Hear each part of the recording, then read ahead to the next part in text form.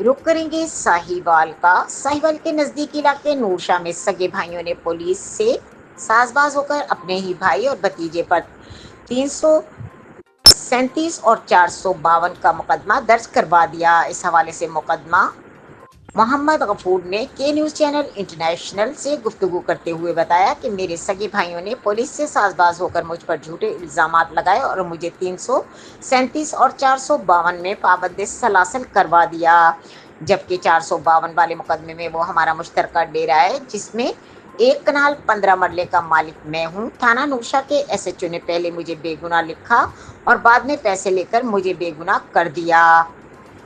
मेरे साथ सख्त ज्यादती हुई है। मैं कई दिन तक अजियत का शिकार रहा हूँ। मेरी RPO साहिवाल DPO साहिवाल से गुजारिश है कि मुझे मेरिट पर इंसाफ फराहम किया जाए। मजीद उन्होंने क्या कहा, आइए जानते हैं इस रिपोर्ट में। जी बिल्कुल, मैं इस वक्त मौजूद हूँ खोखा बाजार साहिवाल में। मेरे साथ आज मौजूद हैं गफूर साहब। इन पर पुलिस ने जाली मुकदमा दर्ज करके 337 और 452 का इन्हें जेल पाबंद सलासल कर दिया। हम इनसे जानते हैं क्या उस दिन वकूआ पेश आया था। जी अस्सलाम वालेकुम। मेरे बच्चे ने मारा उठे मरबे इन्होंने, बच्चा मेरा पैदल तुरया होने अड्डे जमीन थे। तो मेरे बगल मेरे भरा भी आ गया। मैंने पूछा मेरे बच्चे ने कदों मारिया, कहने सीधे मारे कोई लड़ाई शायद हुई। तो मुड़ के इन्होंने वन फाइव फोन करता जी, वन फाइव सब इंस्पैक्टर आया जी। उन्हें आन के पूछा जी 84,000 रुपया साढ़े खो के लै गया जी। 84,000 रुपया की करना चाहेंगे, खाद देना सामने। वो खाद ने पूछा कि मैं करना भी नहीं लेना, क्योंकि मोबाइल भी इन्होंने लभ गया। मोबाइल का भी पर्चा इन्हें कराया, मोबाइल सारा चोरी हो गया। किन्होंने पर्चा करवाया ਤੁਹਾਡੇ ਤੇ? मेरे भरावां ने। कौन की नाम ਉਹਨਾਂ ਦਾ? बुखार, जुल्फकार, अहमद।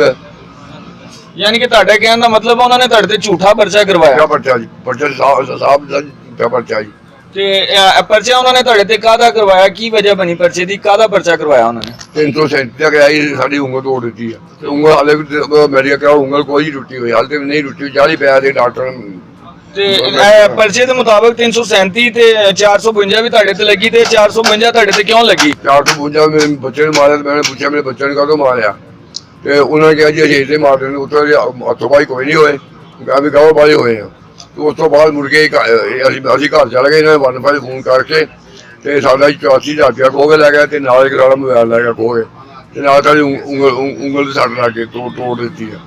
ਨਾ ਉਂਗਲ ਟੁੱਟੀ, ਨਾ 84,000 ਰੁਪਇਆ ਖੋਇਆ ਕਿਸੇ ਕੋ, ਤੇ ਨਾ ਕਿਸੇ ਦਾ ਮੋਬਾਈਲ ਖੋਇਆ।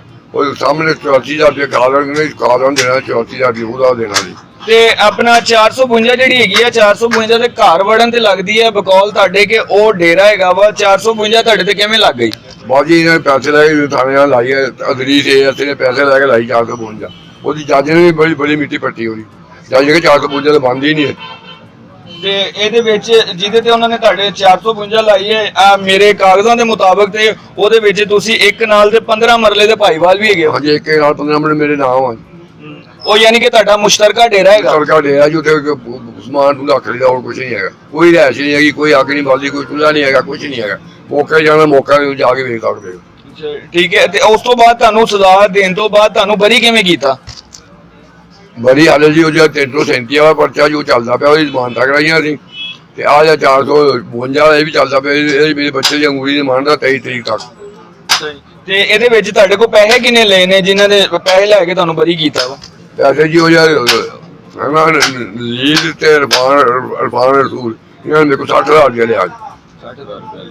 ਤੇ ਹੁਣ ਤੁਸੀਂ ਕੀ ਅੱਗੇ ਅਪੀਲ ਕੀ ਕਰਨਾ ਚਾਹੋਗੇ? ਮੈਨੂੰ ਮੇਰਾ ਛੋਟਾ ਜਿਹਾ ਕੰਮ DPO ਸਾਹਿਬ ਜੀ ਮੇਰੀ ਅਮਦਾਦ ਕਰਨ, ਮੇਰਾ ਪਰਚੇ ਖਾਰਜ ਕਰਨ, ਤੇ ਮੇਰਾ ਥੋੜਾ ਜਿਹਾ ਕਾਰੋਬਾਰ, ਮੇਰਾ ਕਿਹੜਾ ਵੀ ਵੱਡਾ ਕਾਰੋਬਾਰ, ਕਣਕ ਵੇਚ ਕੇ ਪੈਸੇ ਦਿੱਤੇ ਹੀ ਪੁਲਿਸ ਵਾਲਿਆਂ ਨੇ। जी जैसा कि आपने जाना कि SHO इरफान रसूल ने पहले तो 337 और 452 के अंदर इनको गुनाहगार किया, उसके बाद 60,000 रुपया लेकर बेगुनाह कर दिया। इनकी DPO साहिवाल, RPO साहिवाल, वज़ीर आला पंजाब से अपील है कि मुझे इंसाफ फराहम किया जाए और मेरे पर जो ये झूठे मुकदमात दर्ज किए गए इनमें मुझे बरी किया जाए। कैमरामैन टीम के साथ हारिस अली शेख गिलानी, साहिवाल।